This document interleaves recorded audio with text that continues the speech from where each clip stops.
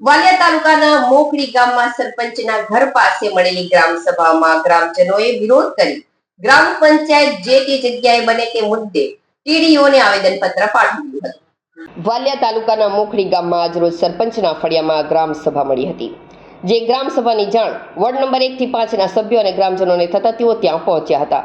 તે સમયે સરપંચ પુત્ર અને પુત્રવધુ સહિતના લોકોએ ગેરવર્તન કરી ગ્રામજનોને ગ્રામસભામાંથી બહાર ફેંકી દેવાની ધમકી આપી હોવાનો આક્ષેપ કર્યો હતો. જે બાદ વોર્ડ નંબર 1 થી 4 ના હાજર ગ્રામજનોએ ગ્રામસભાનો બહિષ્કાર કરી ગ્રામસભામાં લીધેલ ઠરાવોમાં અસહમતિ બતાવી હતી અને જૂની જગ્યા પર જ ગ્રામ પંચાયત કચેરી બનાવવા ગ્રામજનોએ તાલુકા વિકાસ અધિકારી વૈશાલીબેન રાવને ડેપ્યુટી સરપંચ અને સભ્યો સહિત ગ્રામજનોએ આવેદનપત્ર પાઠવ્યું હતું. મારું નામ દિનેશભાઈ સુરેશભાઈ વસાવા છે. મેં મોખડી ગામનો રહેવાસી છું ને આ વાદ વિવાદ થયો છે કે જૂની ગ્રામ પંચાયત હતી ત્યાં જ બનાવવા માટે અમારે ગ્રામજનોની રજૂઆત ત્યાં છે કે ત્યાં જ બનાવે, પણ હવે સરપંચના છોકરાની નામંજૂરી છે. સરપંચ કે બોલતા જ નથી, પણ અમારો સખત વિરોધ છે. એ ત્યાં ગામ લોકોને પૂછ્યું નથી ડેપ્યુટી સરપંચે પૂછ્યું. ડેપ્યુટી સરપંચ અમારી હાથે છે, અમારા 3 સભ્ય હાથે છે.